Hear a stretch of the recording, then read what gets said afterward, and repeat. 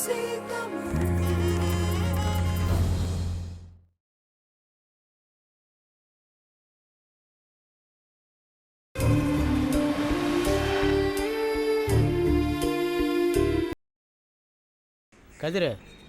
தர்மா ரொம்ப கோபத்தில் இருக்காப்புலப்பா.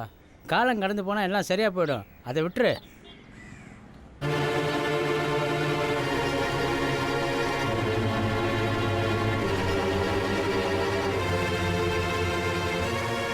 தர்மா, யாழினியும் ராகினியும் வராங்க.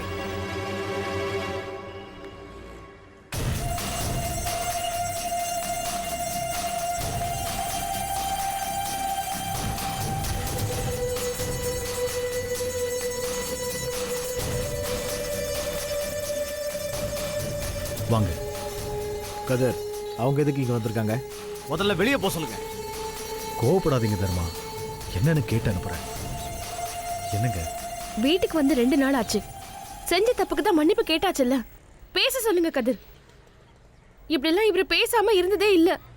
பாக்குறதுக்கு மனசுக்கு ரொம்ப கஷ்டமா இருக்கு. என் மனசு சும்மா உடைச்சு போட்டு மனசு கஷ்டமா இருக்குன்னு சொல்றீங்க. தப்பா தோணல? ஏய், மரியாதை எங்க கிளம்பிடுங்க, கோவத்தை கலப்பாதீங்க. மாமா, இப்ப எதுக்கு இவ்ளோ எமோஷன் ஆகுறீங்க? ஏய், நீ எதுக்கு நீங்க வந்த? இவங்க கேட்ட பண்ணி நகையை கொடுக்காம இருந்ததுன்னா இவ்வளவு பிரச்சனை வந்திருக்காது. இங்க பாருங்க மாமா, உங்ககிட்ட கேட்காம நகையை கொடுத்தது தப்புதான். அதுக்காக தான் நான் உங்ககிட்ட மன்னிப்பு கேக்குறேன். தப்பெல்லாம் செஞ்சுட்டு மன்னிப்புன்னு ஒரு வார்த்தை கேட்டா எல்லாம் சரியாயிடுமா? ஏய், எனக்கு யாரும் தேவையில்லை. என்ன நிம்மதியா தனிமையில இருக்க விடுங்க. அவங்க உங்க விருப்பத்துக்கு என்ன இளவணல் பண்ணி தொலைங்க, என்ன விட்டுருங்க. மாமா, நான் நல்ல எண்ணத்துல தான் மாமா அப்படி செஞ்சேன். அது புரிஞ்சுக்காம இப்படி நடந்துக்கிட்டீங்கன்னா நான் என்ன பண்ணுவேன்னு எனக்கே தெரியாது. ஏய், நீ நகையை கொடுத்த ஒரே காரணத்தால தான் இவ்வளவு பிரச்சனையும். ஏய், என்ன வேணாலும் பண்ணி தொலை. ஏன் மூஞ்சி பின்னாடி உயிரை எடுக்க? நான் உங்க உயிரை எடுக்கிறேனா சொல்லுங்க. உங்களுக்காக நான் என் உயிரை கூட கொடுக்க தயாரா இருக்கேன் மாமா. அது புரிஞ்சுக்காம தான் நீங்க இருக்கீங்க.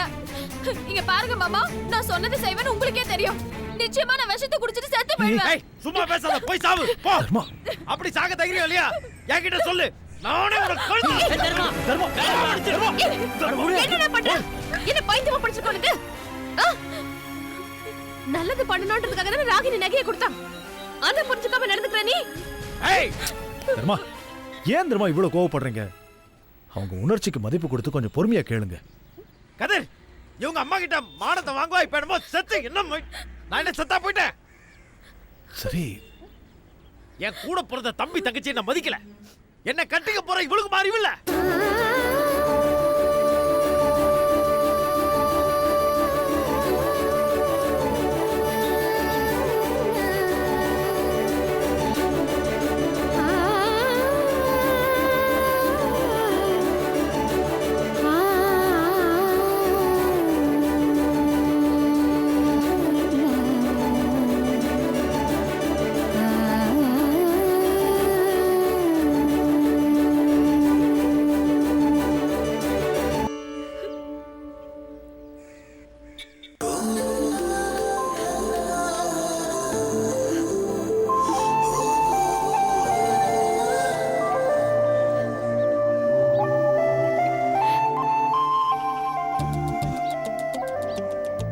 என்னம்மா சொன்ன? என்ன சொன்ன?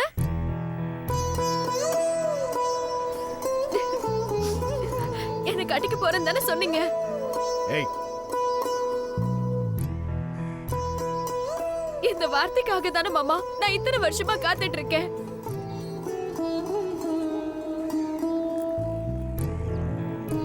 உங்க கூட வாழறத நான் கனவா கண்டுட்டு இருக்கேன் மாமா.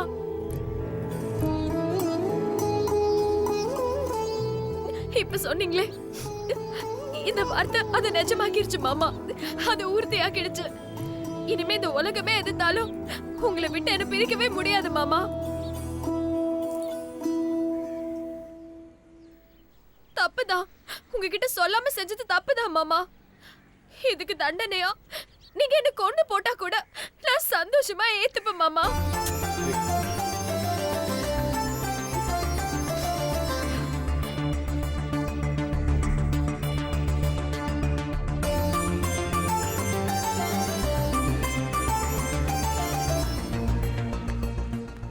என்ன எல்லாரும் ஒண்ணா கூடி இருக்கீங்க? ஏதாவது விசேஷமா?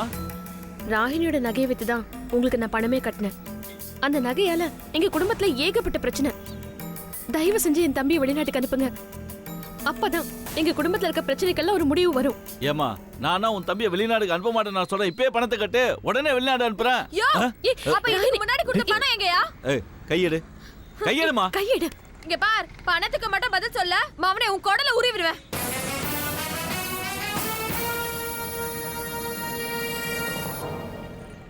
இது பார் ராகினி, அவர்கிட்ட ஏற்கனவே எல்லா விஷயத்தையும் பேசிட்டோம்.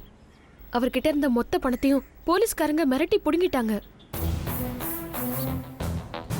அதுக்கு நாம எப்படி பொறுப்பாக முடியும்? இந்த பார் ராகினி, அவர் மொத்தமா கேட்கலம்மா, கொஞ்சம் கொஞ்சமா கொடுங்க, எப்படியாவது அனுப்பிடலான்னு சொல்லியிருக்காரு. நம்பலாமா? இந்த மூஞ்சிய பார்த்தா நல்லவ மாதிரியே தெரியலையே, அயோக்கிய மாதிரி தான் இருக்காரு. பாக்குறதுக்கு அயோக்கிய மாதிரி தான் இருப்பேன், ஆனா நல்லவமா. சிஷ்யா சொல்லண்டா. ஏமா குரு ரொம்ப நல்லவருமா. இந்த தர அவர் குறி தப்பாது. செல்வா மட்டும் இல்ல, தர்மாவையும் சேர்த்து தான் அனுப்ப போறாரு. நம்புமா. நம்புறேன்.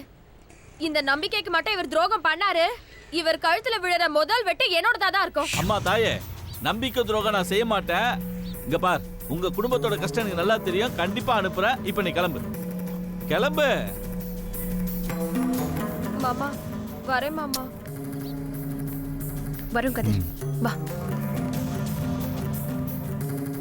ஏண்டா சிஷ்யா, நாம எவ்வளவு அடிச்சாலும் தாங்கறதுனால வரம போறவனும் அடிச்சிட்டு போறானே. இன்னும் அந்த குடும்பத்துல எத்தனை பேரா பாக்கி இருக்கானுங்க? கணக்கெடுத்து பார்த்தா 6, 3, 9 அதுக்கு மேலே இருக்காங்க.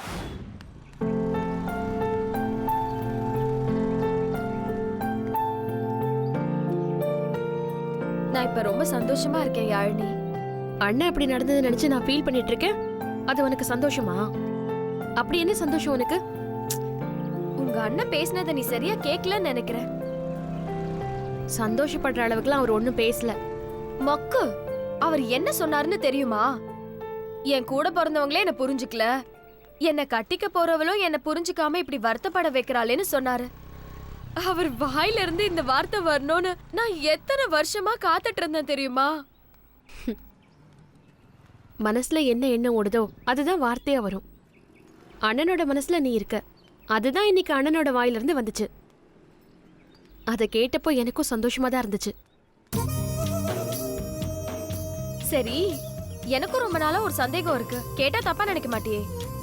தப்பா நினைக்கிற மாதிரி கேட்காத, அப்ப தப்பா நினைக்க மாட்டேன். சொல்லு. நீ எப்படி நினைச்சாலும் பரவாயில்ல, என் மனசுல இருக்க கேள்வி நான் கேட்டே ஆகணும். சரி கேளு.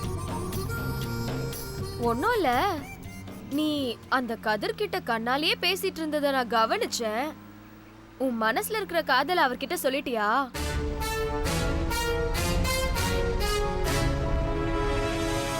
ஏய் யாழினி, ஏய் நில்லுடி.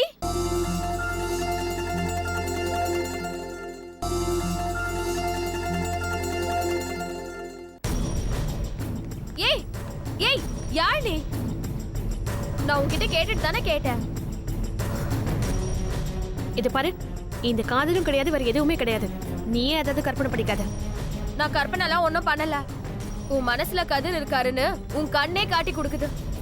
ஏய், அவர் உனக்கு ஏத்த ஜோடிதான். அதெல்லாம் ஒண்ணுமே இல்ல. அப்படி ஒரு சம்பவம் ஏன் வாழ்க்கையில நடக்காது. ஏன் நடக்காது? நடக்கும். நான் உங்க அண்ணனை கல்யாணம் பண்ணிக்கிட்டு சந்தோஷமா இந்த ஊர்ல தானே வாழணும்னு ஆசைப்படுறேன். நீயும் கதிரை கட்டிக்கிட்டு எனக்கு துணையா இந்த ஊர்லயே இருந்துட்டா அதை விட வேற என்ன சந்தோஷம் இருக்கு சொல்லு? இது பாரு, நீ நினைக்கிறது என்னைக்குமே நடக்காது. ராஜா வேஷம் போடுறவங்க என்னைக்கும் ராஜாவாக முடியாது.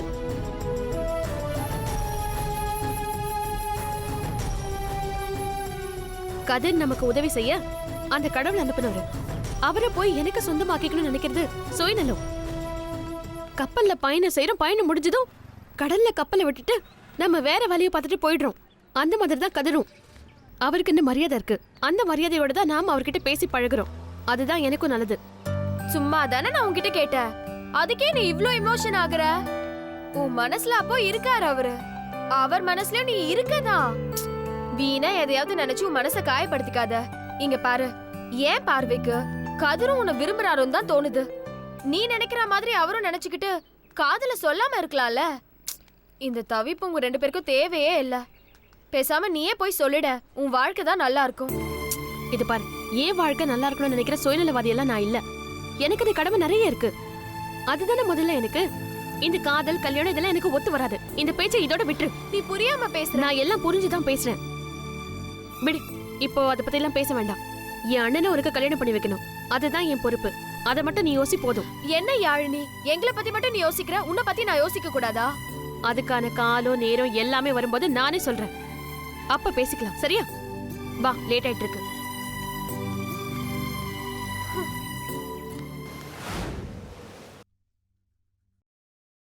மாமா, நைட்டுக்கு என்ன டிஃபன் செய்யட்டும்? என்னத்தம்மா சாப்பிடுறது? உரப்பு போட்டு சாப்பிட்டா அல்சர் வரும்ன்றாங்க. உப்பு கொஞ்சம் கூடுதலா சேர்த்தா பிரஷர் வருங்கிறாங்க. கொஞ்சம் இனிப்பு அதிகமா போயிட்டாலும் சுகர் வரும்ன்றாங்க.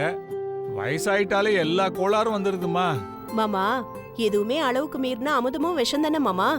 அளவோட சாப்பிட்டா ஆரோக்கியமா இருக்கலாம். டாக்டரை போய் பார்த்தேன் போன வாரம். ஆயில் இல்லாத பண்டம் தான் சாப்பிடணும், ஆவில வெந்ததை சாப்பிடுனாரு.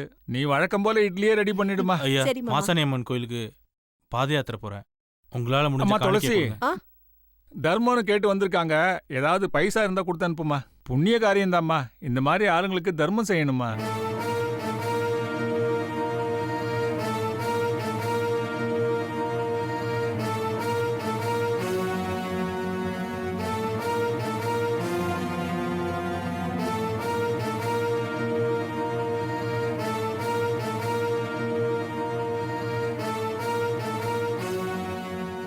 துளசி, சீக்கிரம் வாம்மா.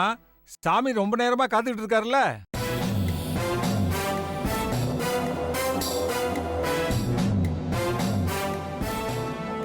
ஒரு நிமிஷம் இருங்க, வந்துருவாங்க. சரிங்க. என்னம்மா துளசி, அங்கேயே நின்றுட்டு இருக்க? சீக்கிரம் வாம்மா, ரொம்ப நேரமா காத்துக்கிட்டு இருக்காருல்ல. பைசாவை கொண்டு வந்து கொடுமா.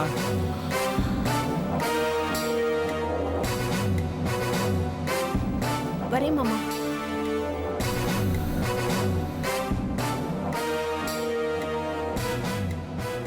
என்ன துளசி, அங்கேயே நின்றுட்டு இருக்க? சீக்கிரம் காசு எடுத்துட்டு வாம்மா. எவ்வளவு நேரம் ஆகுது?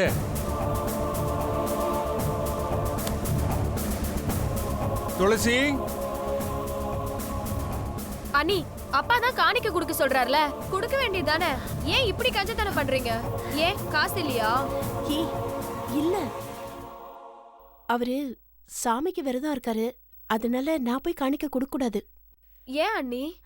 ஐயோ, சொன்னா புரிஞ்சுக்க மாட்டியா? அவர் ரொம்ப நேரமா வெயிட் பண்ணிட்டு இருக்காரு. நீ போய் காணிக்க கொடு. நான் ஐயோ, அப்புறம் பேசிக்கலாம். நீ போய் கொடுன்னு சொல்றேன்ல.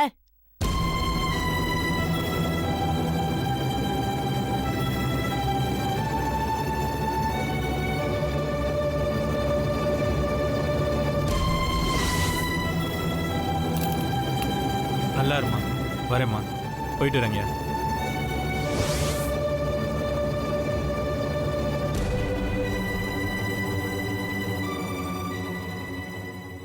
அண்ணி நில்லுங்க அண்ணி. காணிக்க போடக்கூடாதுன்னு சொன்னீங்க. அப்படின்னா அப்படின்னா உங்க கர்ப்பம் கலைஞ்சிருச்சா?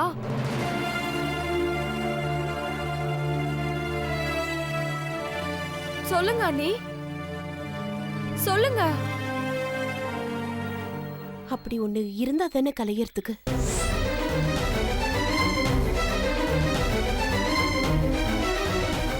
என்ன நீ சொல்றீங்க? இவ்வளவு நாளா நீங்க கர்ப்பமா இருக்கீங்கன்னு தானே சொன்னீங்க. அப்போ கர்ப்பம்னு சொன்னதெல்லாம் பொய்யா?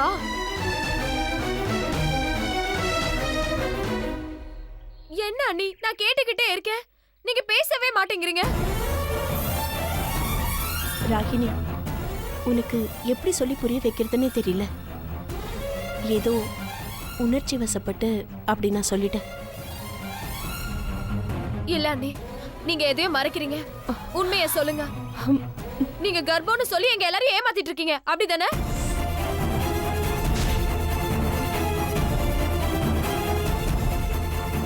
இல்ல ராகினி, நான் யாரையும் ஏமாத்தல. என்ன நானே ஏமாத்திக்கிட்டேன். என்னை எல்லாரும் மலடி மலடின்னு குத்தி பேசினது பொறுக்காம யாழினிய கூட்டு போய் ஹாஸ்பிட்டல்ல செக் பண்ணதுல எனக்கு எந்த குறையும் இல்லைன்னு தெரிஞ்சது.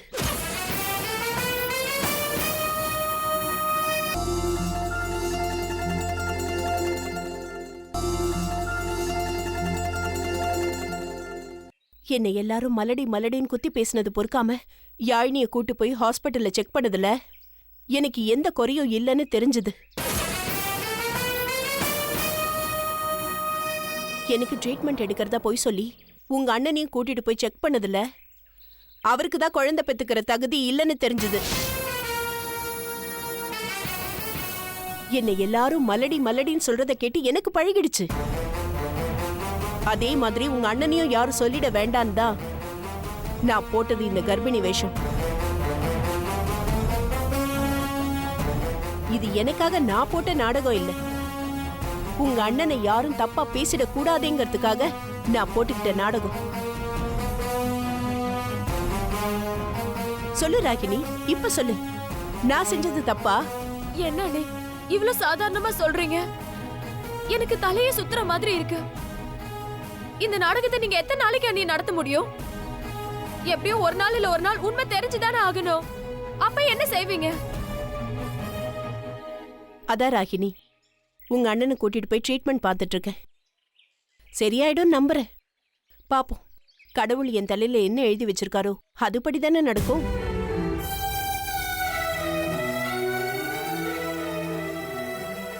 என்ன மன்னிச்சிருங்க அண்ணி. ஏய் சீச்சே, ஏன் ராகினி, நான் ஏன் உன்னை மன்னிக்கணும்? இவ்வளவு நாள் நீங்க எனக்கு பிடிச்ச மாதிரி அண்ணி இல்லன்னு நினைச்சிட்டு இருந்தேன். அது தப்பு அண்ணி. இப்ப சொல்ற அண்ணி, நீங்க தெய்வம்.